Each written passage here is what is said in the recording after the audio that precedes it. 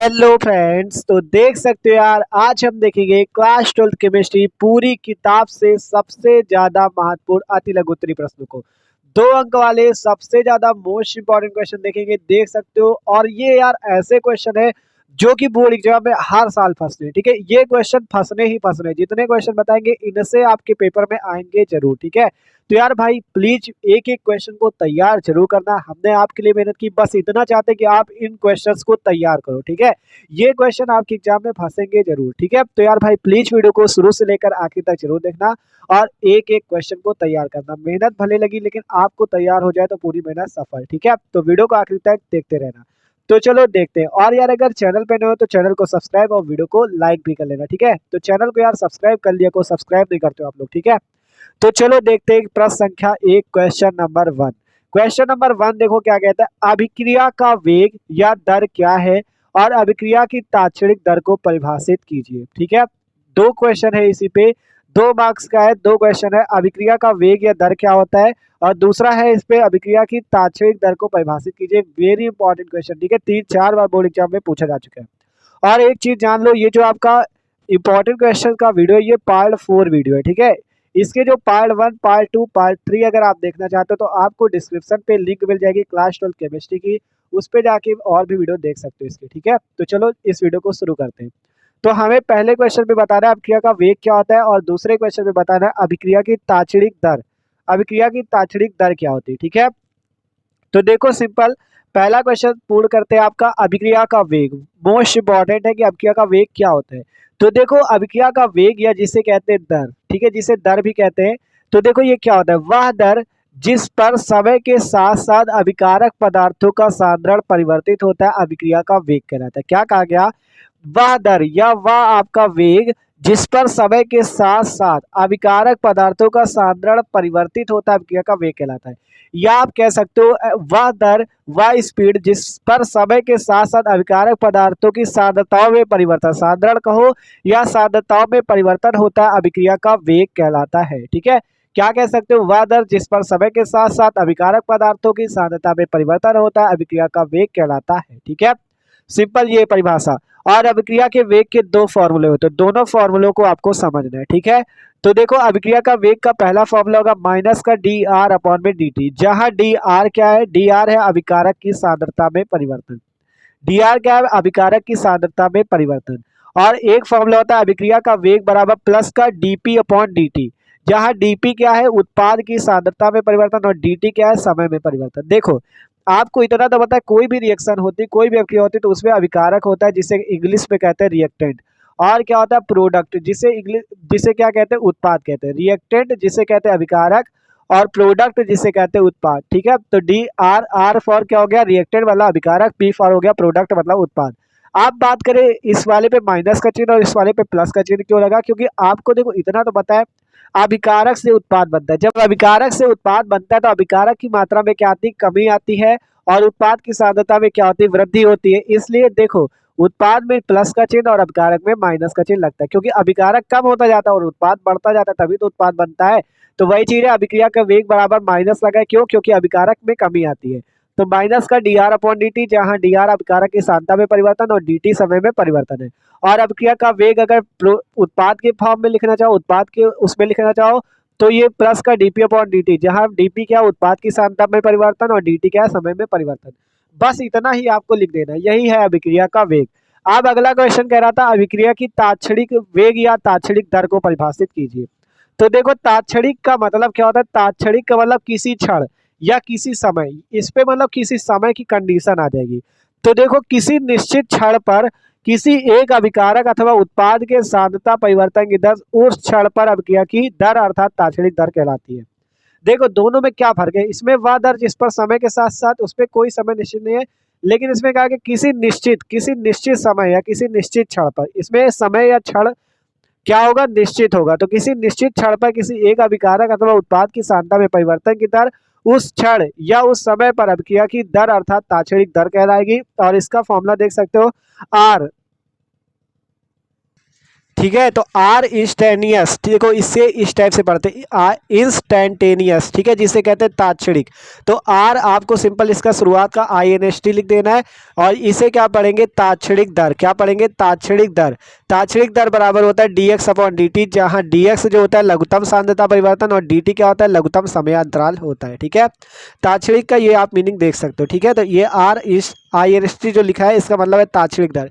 ये आप सीधा सीधा तात्क्षणिक दर ही लिख सकते हो। तात्क्षणिक दर बराबर लघुत्तम सांद्रता में परिवर्तन बटे में लघुत्तम समयांतराल या dx अपॉन dt। ठीक है, तो ये आपका था तात्क्षणिक दर की परिभाषा और ये थी आपकी अभिक्रिया दर की परिभाषा। और मोस्ट इंपॉर्टेंट है, 2-3 बार आपका एग्जाम में क्वेश्चन पूछा जा चुका है, तो तैयार जरूर कर लेना इस क्वेश्चन को यार, आपको हल्के में नहीं लेना। ठीक है, आप चलते अगले नंबर क्वेश्चन की ओर। अगला क्वेश्चन वेरी इंपॉर्टेंट है, अभिक्रिया का वेग स्थिरांक क्या होता है। ठीक है, वेग स्थिरांक किसे कहते हैं, मोस्ट इंपॉर्टेंट है, हर साल तो यही क्वेश्चन आता है बोर्ड एग्जाम में कि अभिक्रिया का वेग स्थिरांक किसे कहते हैं। ठीक है, तो देखो इस क्वेश्चन पे क्या होता है, पढ़ो यहाँ पे, यदि किसी रासायनिक अभिक्रिया में किसी क्षण अभिकारक की सांद्रता C हो तो उस समय अभिक्रिया का वेग dx अपॉन dt सांद्रता C के समानुपाती होता है। क्या कहा गया, मान लो कोई रासायनिक अभिक्रिया है, उसमें किसी क्षण या किसी समय अभिकारक की सांद्रता जो है वो C है, तो उस समय अभिक्रिया का वेग dx अपॉन dt जो होगा C के समानुपाती होता है और यही अभिक्रिया का वेग स्थिरांक होता है। देखो तो यहाँ पर क्या हो गया, dx अपॉन dt समानुपाती C के,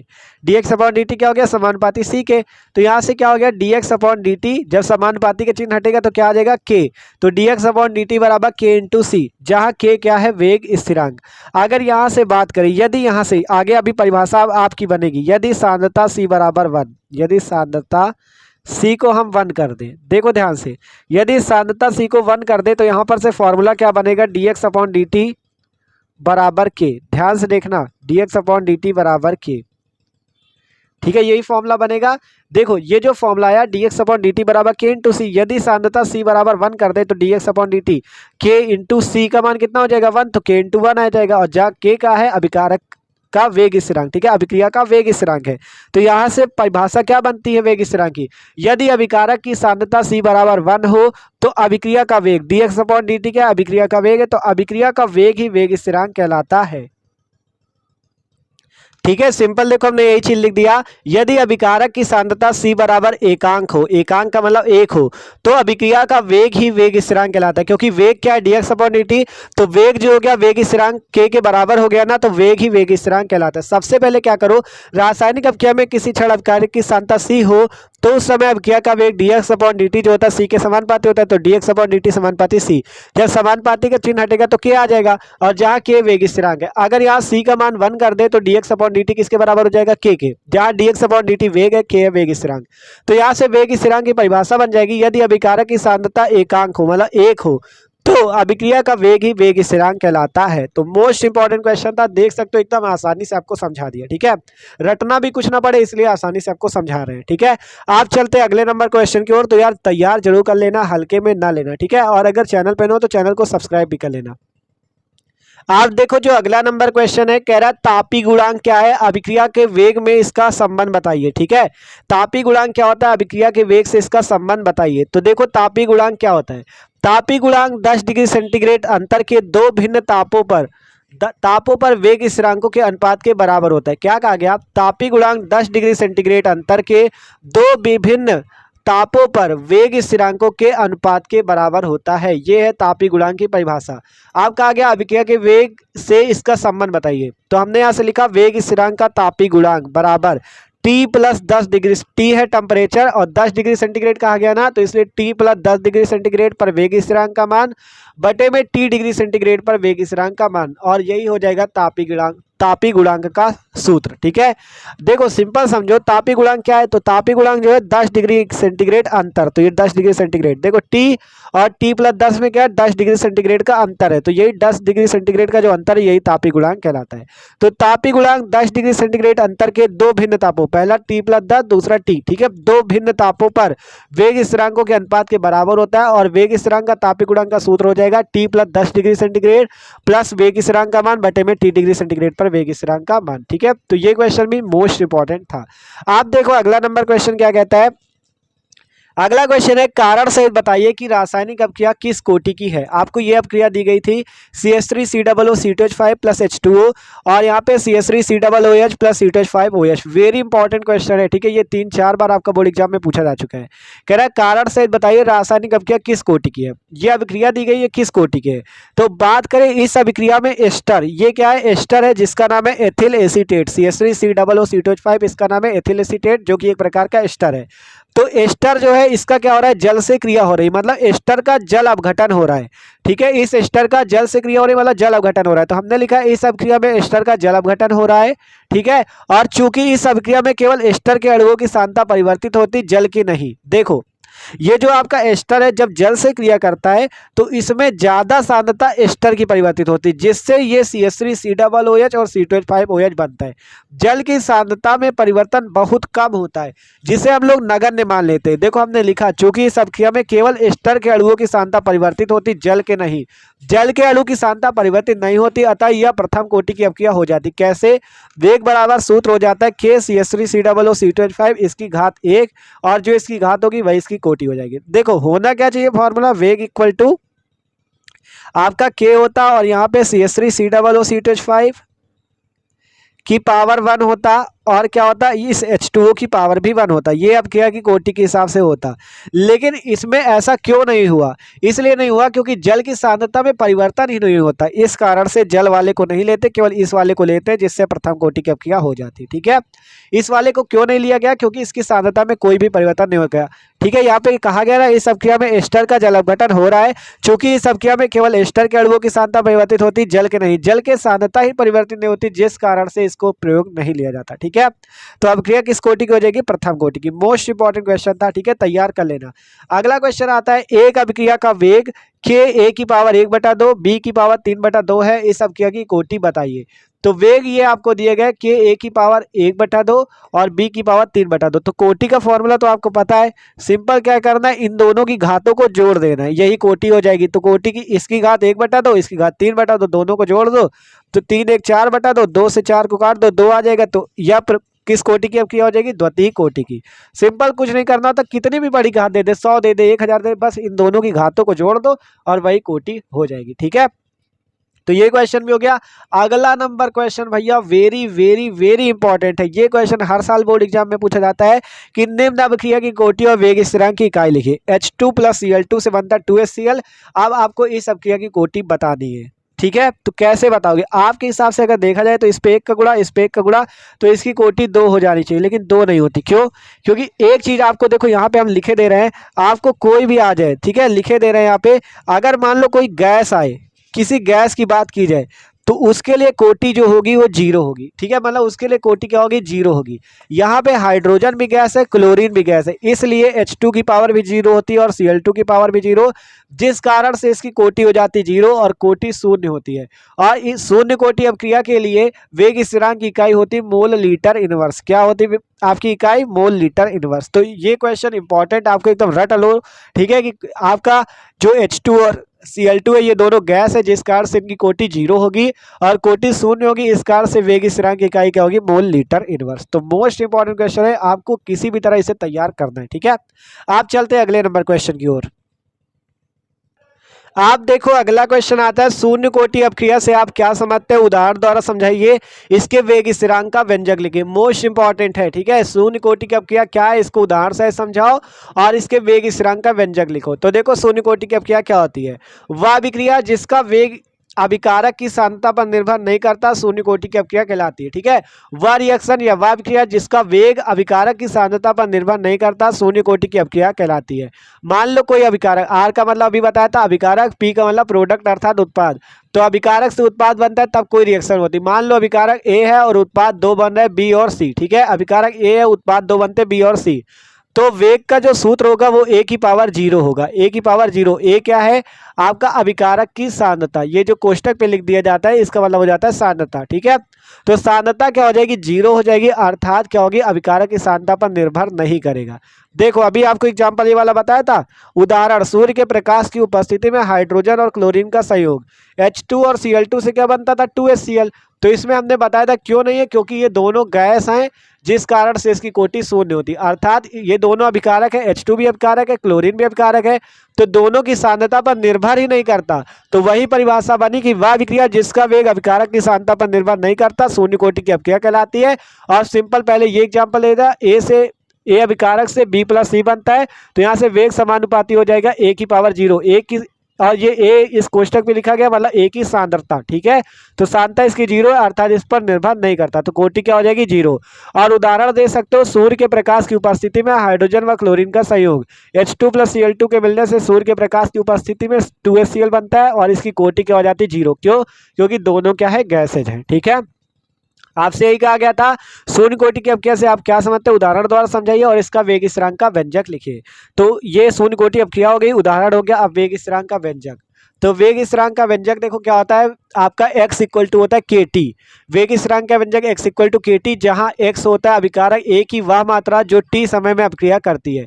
x क्या है, t समय में अभिकारक की मात्रा। ठीक है, x क्या है, t समय में अभिकारक की मात्रा, क्योंकि कहा गया अभिकारक A की वह मात्रा जो t समय में अभिक्रिया करती है। और k क्या है, वेग स्थिरांक है, और t क्या है, समय है। ठीक है, तो ये इसका व्यंजक हो जाएगा, उदाहरण हो जाएगा, परिभाषा हो जाएगी। तो आपके एकदम मोस्ट इंपॉर्टेंट है, मोस्ट इंपॉर्टेंट वाला क्वेश्चन था। अब अगला क्वेश्चन है, प्रथम कोटि की अभिक्रिया से आप क्या समझते हैं, उदाहरण द्वारा समझाइए। या आपसे क्वेश्चन पूछा जा सकता है प्रथम कोटि अभिक्रिया के लक्षण के। दोनों क्वेश्चन दो बार पूछे गए बोर्ड एग्जाम में, तो दोनों को आपको इसी क्वेश्चन पे हम बता देंगे। ठीक है, तो दोनों को देखते हैं। तो देखो पहले क्या कहा गया, प्रथम कोटि की अभिक्रिया से आप क्या समझते हैं, तो हमने यहाँ लिखा वह अभिक्रिया जिसका वेग केवल एक अभिकारक की सांद्रता के अनुक्रमानुपाती या समानुपाती होता है प्रथम कोटि की अभिक्रिया कहलाती है। इसमें क्या था, शून्य कोटि पे अभिक्रिया कि वह अभिक्रिया जिसका वेग अभिकारक की सांद्रता पर निर्भर नहीं करता, अर्थात A की पावर 0। लेकिन इस प्रथम कोटि पे क्या हो जाएगा, A की पावर 1। ठीक है, 1 होगा तभी इसकी कोटि क्या हो जाएगी, 1 हो जाएगी। ठीक है, ये होगा आपका प्रथम कोटि अभिक्रिया पे। यहाँ पे प्रथम कोटि पे आप लिख सकते हो वेग समानुपाती A की पावर 1, और ये 1 ही क्या हो जाएगी, इसकी कोटि 1। ठीक है, अर्थात प्रथम कोटि की अभिक्रिया। तो यहाँ से क्या हुआ, वह अभिक्रिया जिसका वेग केवल एक अभिकारक की सांद्रता पर निर्भर करता है या एक अभिकारक की सांद्रता के अनुक्रमानुपाती होता है प्रथम कोटि की अभिक्रिया कहलाती है। ठीक है, सिंपल क्या हो गया, वेग समानुपाती A की पावर 1। A क्या, अभिकारक की सांद्रता, तो वही चीज कहा गया एक अभिकारक की सांद्रता के, और ये होता है समानुपाती का चिन्ह। तो वेग क्या हो, एक अभिकारक की सांद्रता के समानुपाती हो, तो वो अब क्या, प्रथम कोटि की अभिक्रिया कहलाती है। उदाहरण देख सकते हो, सुक्रोज जब जल अवघटन होता है उसका H+ और तनु HCl की उपस्थिति में, तो ग्लूकोज और फ्रक्टोज बनता है। और यहाँ से अगर बात करें, इसमें भी वही चीज होता है, ये जो जल है, इस जल का ज्यादा आपका मतलब इस जल का क्या होता है, सांद्रण कम होता है, जिस कारण से इसको हम नगण्य मान लेते हैं, इसका प्रयोग नहीं करते, और केवल इसका प्रयोग होता है C12H22O11 की पावर 1 का। तो यहाँ से कोटि कितनी आ जाती, 1 आ जाती, कोटि कितनी आ जाती, 1 आ जाती, अर्थात ये प्रथम कोटि की अभिक्रिया है। तो आपको उदाहरण देना था, तो आप ये वाला उदाहरण दे सकते हो। ठीक है, तो ये यही पूछा था, अभिक्रिया क्या है, उदाहरण बताओ, वेग स्थिरांक का व्यंजक। तो वेग स्थिरांक का व्यंजक ये रहा, k इक्वल टू 2.303 बटे में t log बेस में 10 A/A-x, ये होता है वेग स्थिरांक का व्यंजक। आप यहां से बता सकते हो k क्या है, वेग स्थिरांक, t है समय, a क्या है, a आपका अभिकारक है, और x क्या है, t समय बाद अभिकारक की सांद्रता। ठीक है, t समय बाद जो आपका अभिकारक होगा वो x है। ठीक है, तो ये आपका फॉर्मूला हो जाएगा वेग स्थिरांक का व्यंजक, a आपका अभिकारक, x t समय बाद अभिकारक। ठीक है, तो ये सिंपल हो गया प्रथम कोटि अभिक्रिया क्या है और इसका उदाहरण और व्यंजक। अब अगला क्वेश्चन है कि प्रथम कोटि अभिक्रिया के लक्षण बताओ, तो लक्षण भी देख ले जल्दी से। ठीक है, मतलब उस हिसाब से आपसे बता रहे हैं कि किसी भी टाइप से क्वेश्चन आ जाए तो आप छोड़ के ना हो। ठीक है, आपको पूरे नंबर मिलने चाहिए, इस टाइप से बता रहे हैं। तो देखो प्रथम कोटि अभिक्रिया के लक्षण, पहला लक्षण है अभिक्रिया के पूर्ण होने में अनंत समय लगता है। ठीक है, अभिक्रिया के पूर्ण होने में कितना समय लगता है, अनंत समय लगता है। दूसरा, अभिकारक की सांद्रता n गुना बढ़ाने पर अभिक्रिया का वेग भी n गुना बढ़ जाता है, ये दूसरा लक्षण। तीसरा, प्रथम कोटि की अभिक्रिया का अर्धायुकाल अभिकारकों के प्रारंभिक सांद्रता पर निर्भर नहीं करता है। चौथा है, इस अभिक्रिया के लिए log A-x और t के मध्य ग्राफ खींचने पर एक सरल रेखा प्राप्त होती है जिसका मान -k/2.303 होता है। तो इसका आप स्क्रीनशॉट लेके रख सकते हो, ये इसके लक्षण है। ठीक है, ठीक है। तो आप सिंपल आपसे चाहे ये क्वेश्चन पूछा जाए या ये क्वेश्चन पूछा जाए, दोनों क्वेश्चन आप आसानी से कर सकते हो। तो आज की वीडियो पे यार इतना ही। तो वीडियो अच्छा लगा हो तो लाइक कर देना और चैनल को भी सब्सक्राइब कर लेना, ठीक है। आप मिलते हैं इसके अगले वाले वीडियो पे, जिसपे इसके आगे के क्वेश्चन को देखेंगे। और अगर इसके पहले वाली वीडियो देखना चाहते हो तो डिस्क्रिप्शन पे आपको लिंक मिल जाएगी क्लास 12 केमिस्ट्री की, उस पर जाके सारे वीडियो देख सकते हो क्लास 12 के, ठीक है। तो okay, thanks for watching this video.